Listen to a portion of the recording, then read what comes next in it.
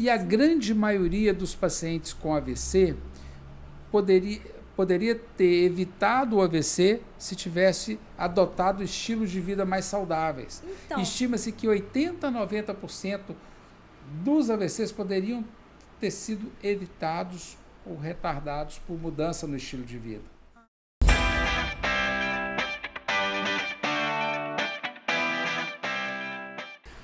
olá, sejam muito bem-vindos ao podcast Melhor Versão comigo, Raquel Correia. E hoje eu estou recebendo um convidado muito especial que vai trazer muita informação para a gente. Você que está em casa, fique atento para ouvi-lo, porque tem coisa muito importante para te falar, tá bem? Antes de eu apresentá-lo a vocês, eu tenho uma mensagem de reflexão para você que está em casa e para todos nós também. O amor ao próximo é um dos valores mais importantes que podemos cultivar em nossa vida. É a capacidade de amar e respeitar o próximo, independentemente de suas diferenças e peculiaridades. Amar o próximo significa estar disposto a ajudar, a ouvir, a compartilhar e a sorrir. Essa atitude é essencial para criarmos um mundo mais justo, solidário e acolhedor. Quando amamos o próximo, somos capazes de construir relações mais saudáveis, baseadas no respeito e na confiança e na empatia. Pense nisso, tá bem? Pense nisso, reflita nisso, para que a gente tenha um mundo ainda melhor. Então, vou apresentar a vocês o doutor Leonardo Condé. Muito obrigada, doutor, por ter aceitado meu convite. Seja muito bem-vindo ao nosso podcast. Agradeço por ter aceitado. Muito obrigada. Obrigado, Raquel, pela oportunidade de estar aqui participando do Diário Cast. Obrigado a todos que vão acompanhar aqui o nosso bate-papo. Sim. Doutor, então o senhor é médico, neurologista, neurofisiologista, clínico. Sim. É isso mesmo? É isso mesmo. Eu sou médico. Depois do curso de medicina, eu me especializei em neurologia. E dentro da neurologia, existem as chamadas áreas de atuação, que é uma área que você, para cursar, você precisa ter terminado a neurologia. Então, para ser neurofisiologista clínico, você precisa ter feito neurologia previamente. Então, eu sou neurologista e neurofisiologista clínico. Na neurofisiologia clínica, eu faço um exame que chama eletroneuromiografia, que é um exame que avalia dormência nas mãos, nos pés, avalia síndrome do carpo, as neuropatias periféricas, e faço também a monitorização intraoperatória, que é um exame que a gente faz durante a cirurgia e avalia a função de movimento com o paciente ainda anestesiado. Ah, sim. Eu até pesquisei lá, vi no Instagram do senhor, achei super importante, quero saber mais, tenho certeza que o pessoal de casa também Sim, vai quer ser um saber prazer, mais sobre isso. Vai ser um prazer falar sobre isso. Não é? Porque a gente que é leigo, né, não entende, a gente fica tentando saber um pouco mais. Sim. Porque o conhecimento sempre é muito bom, né, doutor? Ter Com mais certeza. né? Mas me fala onde o senhor mora atualmente, trabalha atualmente em Caratinga? Eu trabalho em Caratinga e Ipatinga, resido atualmente em Caratinga, trabalho em Ipatinga no Hospital Márcio Cunha, fazendo as monitorizações intraoperatórias, trabalho na clínica Neurocenter, que fica localizado no Horto, e na clínica Proevoluir, no bairro Iguaçu, de Ipatinga. Em Caratinga, eu trabalho na Clínica 100, que fica na Rua Coronel Antônio da Silva, e trabalho também na APAI de Caratinga. E a cada 4 meses, eu atendo voluntariamente as crianças da APAI de Timóteo aplicando toxina botulínica. Ah, sim. Então, o senhor trabalha bastante, né, doutor? Trabalho bastante. Tem muitos pacientes que precisam do senhor, né? Sim. O senhor tem filhos? Eu tenho 2 filhos. O Augusto tem 14 anos e o Henrique tem 12 anos. Ah, sim. 2 adolescentes aí. 2 adolescentes. E me fala um pouquinho por que o senhor escolheu essa profissão? A escolha da medicina foi basicamente pela possibilidade de ajudar as pessoas. Ótimo. E, graças a Deus, eu me identifiquei muito com essa profissão. Graças a Deus foi uma escolha correta. A decisão de fazer medicina foi no final do ensino médio. Eu não tinha essa certeza. Antes de escolher a medicina, eu fiz prova para escolas militares. Eu fui aprovado no Colégio Naval. Iniciei os estudos no Colégio Naval, mas eu percebi que, apesar da importância das Forças Armadas, aquilo não era exatamente o que eu queria para a minha vida. Retornei a Caratinga, terminei o ensino médio e, no final, ainda tinha dúvida entre Direito e Medicina. Passei em Direito na UFMG, passei em Medicina na Federal de Juiz de Fora e acabei fazendo a opção pela Medicina. Graças a Deus foi a opção correta. Me identifiquei muito com a Medicina e, graças a Deus, me sinto muito realizado. Deus foi muito bondoso, me dando até mais do que eu merecia na profissão. É uma missão mesmo, né, doutor? Que Sim. Deus te deu, né? Sim, a medicina é uma missão, deve ser exercida como todas as profissões, com muito amor, com carinho, responsabilidade. Sim, verdade, cuidar de pessoas, né? Sim. Muito importante. Me fala um pouquinho, doutor, como que é a sua rotina, essa rotina de trabalho aí? A minha rotina é uma rotina, assim, muito intensa, porque como eu trabalho em locais diferentes, eu me desloco muito e acaba demandando muito tempo. Sim. Na monitorização intraoperatória, ela não tem um dia certo. Então, são cirurgias que são cirurgias grandes, que dependem de vários fatores para que possam marcar a data, né? Geralmente uma equipe médica grande, são longas horas no centro cirúrgico, então precisa da disponibilidade da sala por muito tempo. Geralmente vem materiais específicos para essas cirurgias. Nós não temos um dia fixo. E muitas das vezes eu tenho que mudar a minha agenda, porque é mais fácil mudar a minha agenda do que mudar uma data de uma cirurgia que envolve uma equipe grande. Muita da minha agenda é definida após a definição dos horários das cirurgias. E aí, fora isso, eu divido meu tempo em atendimento em clínica particular e também em alguns projetos ligados à reabilitação.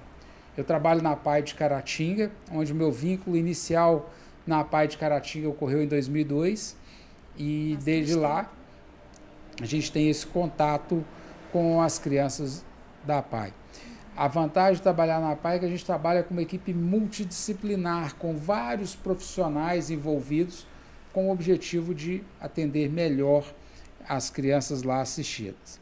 Em Ipatinga eu trabalho num centro de reabilitação, que é um projeto do SUS também, que nós atendemos 2.000 pacientes de 87 municípios da nossa região. Nossa, são muitos pacientes. Muito. Lá nós entregamos cadeiras de roda motorizadas.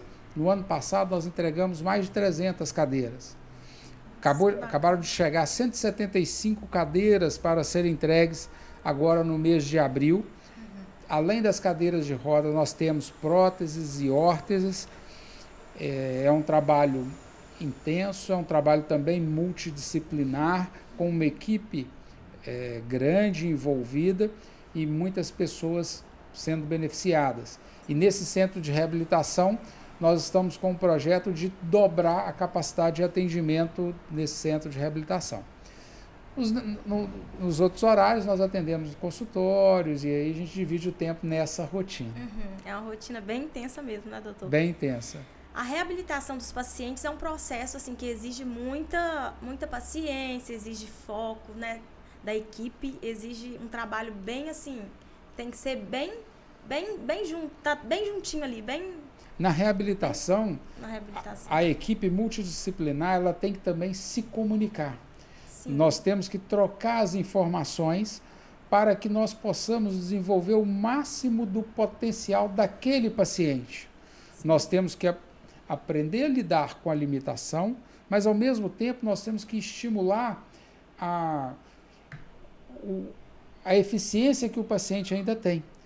Com isso, minimizando a sua deficiência e também trabalhar para que haja uma inclusão das pessoas com deficiência na rotina do dia a dia, quando possível, na questão escolar, acadêmica, questão de trabalho. Então, é um trabalho que envolve uma equipe muito grande. Sim. Então, essa equipe tem que andar sempre junto ali, com as informações, tudo Sempre alinhado. Sempre alinhados, né? Doutor, o senhor falou sobre a toxina botulínica, né? Que o senhor utiliza na paralisia cerebral. A toxina botulínica, ela é muito conhecida como Botox. A Botox é uma das marcas da toxina botulínica. Sim. Nós temos o Dysport, que é de outro laboratório, e temos outras toxinas botulínicas também. A toxina botulínica, ela tem como um objetivo de relaxar a musculatura. Ela foi desenvolvida inicialmente para tratar a espasticidade e a distonia nas doenças neurológicas. E daí a estética acabou percebendo o benefício da toxina botulínica e com isso ficou mais conhecida pelo seu benefício estético. Mas na neurologia e na reabilitação, a toxina botulínica nos ajuda muito. 1 em cada 3 pacientes que têm AVC, ele desenvolve uma espasticidade, que é aquela rigidez muscular, que é uma sequela da lesão cerebral. Isso acontece também em paciente que tem traumatismo craniano, tumor intracerebral, lesão medular, traumatismo raquimedular. Essa espasticidade, que também ocorre na criança com paralisia cerebral, ela causa uma série de limitação. O que a gente vê na espasticidade, aquela rigidez, muito comum ver a postura do braço junto ao corpo, a mão fechada, não consegue abrir, você não consegue esticar o braço do paciente. Aquilo ali causa, além de dor, porque a articulação, com aquela rigidez, a articulação fica muito comprometida. Sim. O paciente tem dificuldade na hora de trocar a roupa, na hora de higienização. Quando a mão não consegue abrir, a unha às vezes cresce, corta a palma da mão, dá ferida.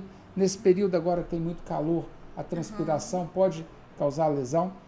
Quando nós aplicamos a toxina botulínica, você relaxa essa musculatura, melhorando a questão de dor, melhorando a questão de mobilidade, facilitando para a fisioterapia e a terapia ocupacional trabalhar aquele membro que está com a deficiência. Então, a toxina botulínica, ela tem um benefício muito grande na reabilitação, melhorando a qualidade de vida de pacientes com acidente vascular cerebral, que é o AVC ou o derrame, paciente vítima de traumatismo craniano, de lesão medular, de paralisia cerebral. E como a toxina botulínica, ela faz parte do rol de procedimentos da ANS, ou seja, ela tem o seu benefício reconhecido pela Agência Nacional de Saúde, o convênio, o plano de saúde, ele é obrigatório a fornecer esse tipo de tratamento para o paciente. Então, isso é feito através do convênio. O SUS fornece a toxina botulínica para o paciente com doença neurológica, para a estética, não. Mas se a criança com paralisia cerebral enquadra no tratamento com a toxina botulínica, você consegue esse medicamento também via SUS. Então, é um tratamento que tem um custo elevado, você consegue fazê-lo pelo convênio, consegue fazê-lo com a medicação pelo SUS, possibilitando que as pessoas com esse déficit tenham uma melhor qualidade de vida. Sim, nossa, esse tratamento é muito eficaz, né, doutor? Tem uma eficácia muito boa, não faz voltar o movimento, mas relaxando aquela musculatura, ela melhora a qualidade de vida, melhora a reabilitação do paciente, possibilitando alguns ganhos quando ela é utilizada juntamente com uma equipe multidisciplinar. O neurologista aplicando a toxina botulínica, fisioterapeuta, terapeuta ocupacional trabalhando ali em conjunto. E, doutor, existe assim, uma idade específica que pode ser realizado esse tratamento ou não existe? A toxina botulínica, ela é segura a partir de 2 anos de idade.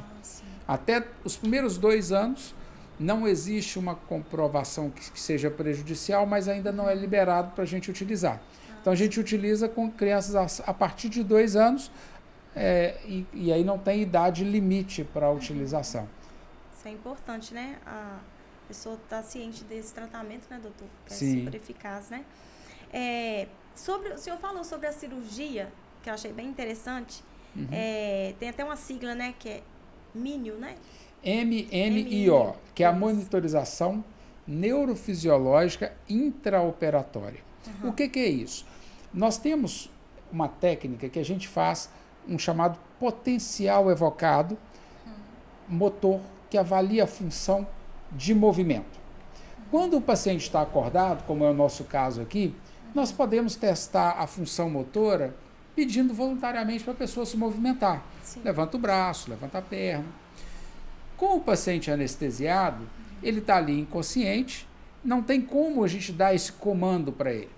Em cirurgias de coluna, em que você tem um risco de lesão medular, por exemplo, o cirurgião ele faz uma cirurgia que demora várias horas e ele só vai saber se o paciente está com a função de movimento preservado após terminar o procedimento cirúrgico e que o paciente acorda. Depois que passa anestesia. Isso. Com a monitorização neurofisiológica, nós fazemos o potencial evocado com o paciente ainda anestesiado durante o ato cirúrgico. Então, na cirurgia, isso torna a cirurgia de coluna mais segura. Antes da monitorização, se tinha o conceito que cirurgia de coluna é extremamente perigoso, risco de ficar paraplégico, tetraplégico. Realmente não é uma cirurgia simples, é uma cirurgia de alta complexidade, mas que a monitorização trouxe uma segurança maior para esse procedimento. Para poder fazer a monitorização, precisa ser um médico neurologista e, depois de ter terminado a neurologia, fazer a neurofisiologia clínica. Entendeu? Então, esse procedimento eu faço lá no Hospital Márcio Cunha, faço no Hospital da Unimed, em Coronel Fabriciano. Já fiz um aqui no Hospital Irmã Denise, aqui no Cazu, uma cirurgia com a participação do Dr. Sávio, também do Dr. Bernardo e do Dr. Denver, juntamente com o Dr. Paulo na anestesia, o que é muito importante, e o Dr. Tomé também. É muito importante essa interação com o anestesista, porque para fazer a monitorização intraoperatória, nós precisamos de um tipo de anestesia específica, porque nós precisamos de medicamento que não interfira no potencial evocado. E como que isso ajuda? Eu faço um potencial evocado antes de começar a cirurgia. Aí eu tenho o meu parâmetro do paciente antes da cirurgia. O cirurgião está operando. Eu vou fazendo os testes. Se eu tiver qualquer alteração naquele potencial, eu já aviso para o cirurgião. Naquele momento ele sabe que está tendo um comprometimento medular. E aí o que ele faz? Ele toma as medidas necessárias para a gente reverter aquilo. Coisa que ele só ia ficar sabendo daí a 4, 5 horas após o término da cirurgia. Ter que voltar com o paciente para o bloco, abrir para ver o que estava acontecendo. Nós temos essa informação de imediato. Nossa. Né? Então, isso consiste a monitorização intraoperatória. Não são todas as cirurgias que a gente consegue fazer, mas a cirurgia de coluna cervical, escoliose, cirurgia de tireoide, nós monitoramos o nervo laringeu, que é o responsável pela fala. Então, com isso, reduzindo o risco na cirurgia de tireoide, de o paciente sair sem voz. Eu estava até pensando em perguntar para o senhor em quais situações específicas, né, que seria usada essa cirurgia. Sim. Então, em cirurgias intracranianas também, dentro do cérebro, há pouco tempo, nós fizemos a primeira cirurgia no Vale do Aço, a neurocirurgia, com o paciente acordado. O paciente ele tinha um tumor que era na área da linguagem, um paciente jovem de 30 anos, com alto risco de perder a fala durante a cirurgia. Um paciente jovem, a gente vê como é importante a questão da comunicação. Sim. Graças a Deus nós conseguimos fazer a monitorização, mapear a área da fala para o cirurgião e conseguiu tirar todo o tumor e o paciente saiu sem nenhum déficit de fala. Então, realmente é muito importante. É muito bacana. A tecnologia, né? Ajuda muito, né? Dando mais segurança aos procedimentos cirúrgicos. São cirurgias complexas, com risco de déficit, e que, com o uso da monitorização intraoperatória, isso torna a cirurgia mais segura. Muda a situação, né, doutor? Sim. Da pessoa, nesse caso que o senhor citou agora, desse jovem, né, 30 Sim. anos. Então, foi muito assim, específica para ele. Essa cirurgia foi, assim, um marco na vida dele. Sim. Foi muito bom. Tem outra pergunta para o senhor. No caso, quais são as técnicas que podem oferecer qualidade de vida ao paciente com AVC?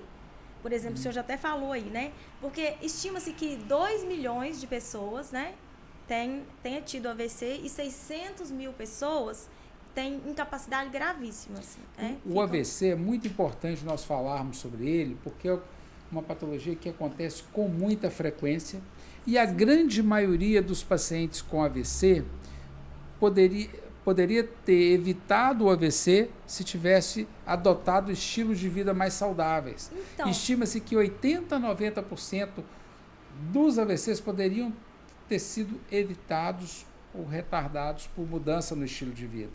Então o estilo de vida é fundamental na prevenção.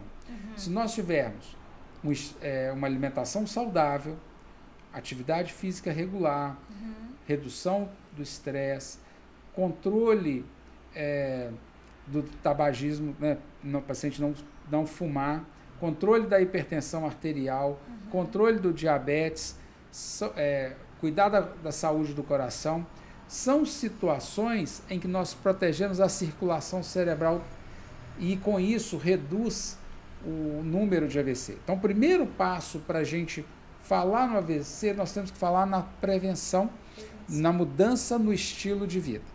A partir do momento que o paciente tem um AVC, um alto número desses pacientes vão ter sequelas importantes.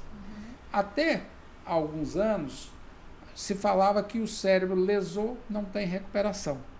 Só que existe uma situação que chama neuroplasticidade, que é o seguinte: uma parte do cérebro ao lado da área que foi lesada, ela pode aprender novas funções. Então, nós precisamos de iniciar uma reabilitação para o paciente com AVC o mais rápido possível, porque a reabilitação, estimulando o paciente, nós aumentamos a possibilidade de recuperação desse paciente. Não pode conseguir, não reverte, não consegue. Alguns casos você pode reverter e em alguns casos você pode deixar a sequela de uma forma menos intensa. Né, sequelas. Por isso que a reabilitação precisa de fonoaudiólogo, fisioterapeuta, terapeuta ocupacional, enfermeira, o neurologista. Nós precisamos de uma equipe multidisciplinar. Uma coisa importante aqui no AVC que vale a pena ser lembrado é que tempo para o cérebro é vida. Em caso de suspeita de AVC, o diagnóstico deve ser o mais rápido possível. Se nós conseguirmos fazer o diagnóstico nas primeiras horas, tem um medicamento que já aplica e reduz o risco de sequela. Então, na suspeita de um AVC, nós temos que conduzir esse paciente para o hospital o mais rápido possível. Mesmo que aquele déficit que ele teve, por exemplo, paralisou um lado do corpo, daí a 15 minutos voltou, precisa de ir para o hospital para fazer o diagnóstico correto. E aí, aquilo que nós já falamos também, o uso da toxina botulínica melhora a qualidade de vida do paciente com AVC. Doutor, existe uma idade assim que tem mais possibilidade da pessoa ter um AVC? Tem. O AVC pode acontecer em qualquer idade. Intraútero, criança, jovem, mas o mais frequente é nós termos na pessoa a partir dos 50, 60 anos, começa a aumentar o risco de ter AVC. Sim. Então é importante, né, a pessoa ficar bem atento aos hábitos, né, diários, ter uma vida saudável para evitar esses riscos, né, doutor? Nós temos que falar das doenças, mas nós temos que falar também da saúde. A saúde, nós temos que cuidar dela, trabalhar preventivamente e, quando precisar, tratar as doenças. Não podemos só esperar a doença para o tratamento. Nós temos que começar a mudar hábitos de vida para hábitos de vida mais saudáveis. Mais saudáveis, isso é importante. Para evitar todo tipo de doença, né? Sim. Ter hábitos saudáveis é muito importante. Doutor, no dia 2 de abril, a gente sabe que é comemorado o Dia Mundial de Conscientização do Autismo, né? Sim. Eu queria saber, senhor, como que é realizado esse diagnóstico? No caso, para ter um tratamento, né? Como seria feito esse diagnóstico para depois, né, um possível tratamento. E se também tem aumentado muito também, a gente tem percebido, né, doutor? Sim. Tem aumentado bastante esses casos. O autismo, é muito importante nós falarmos sobre o autismo pela frequência, pela incidência e prevalência desses números de casos. O diagnóstico do autismo é um diagnóstico clínico que é estabelecido pelo histórico, pela avaliação, exame clínico, toda a avaliação do paciente. Tantas vezes a gente tem que, em algumas situações, lançar a mão de alguns exames complementares. Não que o exame complementar faça o diagnóstico de autismo, mas ele pode descartar outras doenças que podem ser parecidas. Né? É muito importante que o diagnóstico seja feito por um profissional habilitado, que esteja experiente no tema. Algumas das vezes a gente precisa de uma avaliação neuropsicológica em que são aplicados vários testes para pesquisa do quadro de autismo. E o tratamento também geralmente envolve uma equipe multidisciplinar, para que a gente possa trabalhar as diversas habilidades do paciente. É muito comum o fonoaudiólogo atuar, terapeuta ocupacional, em alguns casos a fisioterapia, o neurologista acompanhando.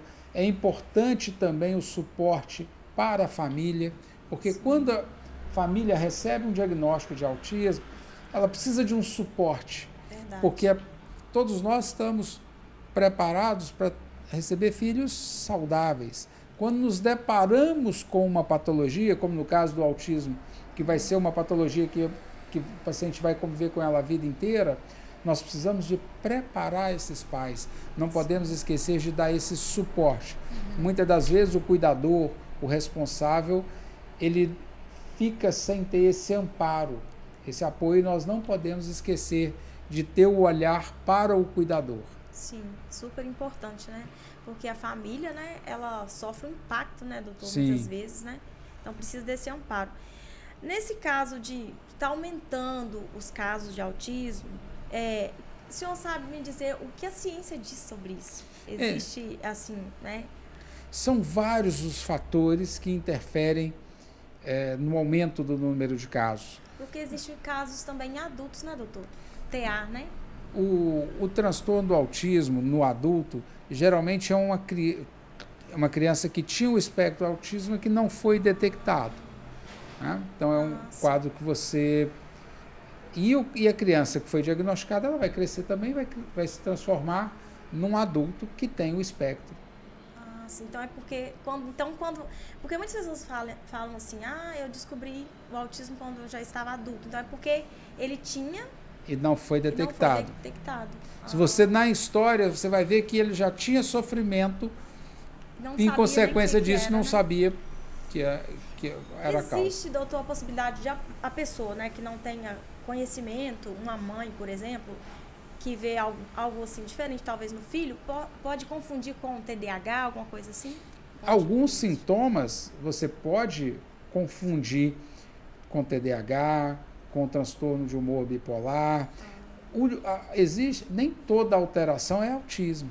Sim. Por isso, esse diagnóstico deve ser feito por pessoas que conheçam não só o autismo, mas também as patologias que têm o diagnóstico, que têm um sintoma similar, para poder fazer essa distinção. E pode haver os que a gente chama de comorbidade. A criança ela pode ter o autismo e pode ter TDAH. Então pode ter as duas coisas ao mesmo tempo. E é muito importante que o diagnóstico seja o diagnóstico correto, porque para você fazer o planejamento adequado do tratamento, é importante que você saiba qual é a patologia, qual é a evolução e aonde que você vai trabalhar, para que você possa ter conseguir mais o seu objetivo de tratamento. Ter um resultado mais eficiente, né? Melhor. Sim. Então, nesse caso, um exemplo, chega um paciente para o senhor, uma mãe que nota algo no filho e quer, né, diagnosticar o que tem de errado com ele. Sim. Então, ele pode ter o TDAH e também o autismo. E aí o senhor vai diagnosticar através de exames. Exame clínico, os exames necessários para afastar outras causas. Sim. Uma equipe multidisciplinar, às vezes você vai ter um uma avaliação neuropsicológica para alguns pacientes. Então, existem uma gama de opções que vão ser avaliados caso a caso. Sim, ótimo, excelente, doutor. Doutor, aproveito para acrescentar sobre a importância do interesse de um médico na política. A classe representa um papel central na trajetória de construção e reformas do sistema público de saúde no país, além da ampla percepção das questões sociais, econômicas e políticas que afligem a população, devido à sua atuação profissional. No caso, o senhor já foi candidato a deputado, né, doutor? Sim. No ano passado, eu recebi uma proposta para ser candidato a deputado estadual. Nunca tinha me envolvido politicamente, nunca tinha feito esse trabalho político. Recebi o convite da doutora Maria do Carmo, que é a Biba Maciel, aqui de Caratinga, que mora em Belo Horizonte há muitos anos, a proposta para ser candidato a deputado estadual. Nós analisando, nós percebemos que nós teríamos pouco tempo para o trabalho, porque uma eleição para deputado você precisa de atingir um número muito grande de pessoas. Sim. Mas mesmo assim nós resolvemos aceitar o desafio. E para nossa surpresa, a aceitação foi muito boa. Pelo pouco tempo de trabalho, nosso grupo não tinha políticos profissionais, pessoas que entendiam de política para nos auxiliar, para fazer um planejamento. No final de campanha, que nós tivemos a participação do vice-prefeito de Ipatinga, de um vereador de Ipatinga também, que entrou na campanha nos ajudando, mas nós não tivemos acesso a essa equipe profissional da política. Todo lugar que nós chegamos, nós tivemos uma aceitação muito grande do nosso projeto. Nós tivemos mais de 9.000 votos em Caratinga, tivemos mais de 3.000 votos, o que nos deixou com imensa alegria e aumentou muito a nossa responsabilidade em relação a isso. Sim. E por que entrar na política? A pergunta que eu mais ouvia era, você já é um médico, está estabelecido, a família estável, para que você vai mexer com política? A resposta estava aí. É justamente por isso é que eu queria entrar na política, porque era um momento em que eu poderia entrar para servir, para levar conhecimento, levar a experiência de 25 anos de trabalho para a saúde pública. Nós entendemos que hoje nós vivemos uma realidade diferente de quando eu formei. Quando eu formei há 25 anos, nós tínhamos um número menor de médicos, nós tínhamos dificuldade de encontrar o profissional médico. Verdade. Com o aumento do número de faculdades de medicina, hoje nós temos um número de médicos suficiente para atender a população. E aí vem a pergunta, mas por que falta médico? Não falta médico, falta planejamento de saúde pública. Não estou falando de Caratinga especificamente, estou falando da saúde pública a nível nacional. Né? Tive a oportunidade de trabalhar nas 5 regiões do país. E eu conheço a realidade bem da nossa saúde. Por que eu digo que falta planejamento? Por que falta questão de saúde pública? Uma das questões que se fala muito é a questão de cidade de pequeno porte, abrir vaga para médico e não conseguir contratar. Não é porque nós estamos faltando médico, e nem é porque médico ganha muito e não quer trabalhar em cidade pequena, não. O salário que essas cidades oferecem, tem muitos médicos que gostariam de estar ganhando aquilo e gostariam de trabalhar lá. E por que não vai? Porque não tem uma infraestrutura para um trabalho adequado. Imagina um médico trabalhando numa cidade de 5.000 habitantes sem nenhuma infraestrutura. Chega um paciente infartando lá, com a família em desespero, que é natural quando isso acontece, e o médico está lá sem um suporte, não tem um exame laboratorial, não tem um eletrocardiograma, não tem para onde mandar esse paciente, a família desesperada que o paciente está piorando. Ele não pode simplesmente colocar o paciente no carro e falar assim, vai para um outro hospital, ele tem que conduzir aquilo ali. Então essa falta de infraestrutura é que dificulta a contratação de médico em alguns locais do setor público. Um projeto igual o que está aí do governo federal que está retornando, que é o do Mais Médico. O que eu acho da questão do Mais Médico? A questão de você contratar um médico sem dar uma infraestrutura para ele trabalhar, você não resolve o problema. E uma outra questão,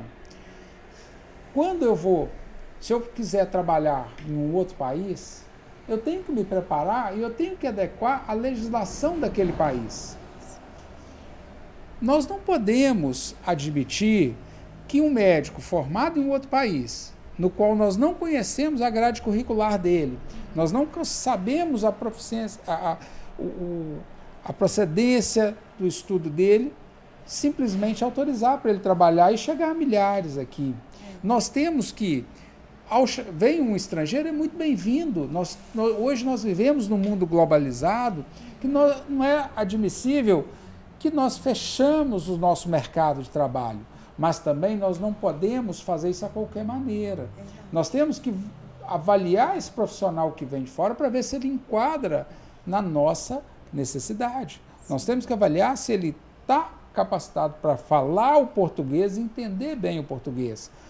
Não é porque é para atender a população mais carente, uma população que não teve oportunidade, que eu posso virar e falar assim, esse médico não serve para me atender, mas serve para atender ele que não tem infraestrutura, que não teve a oportunidade de estudar, de trabalhar.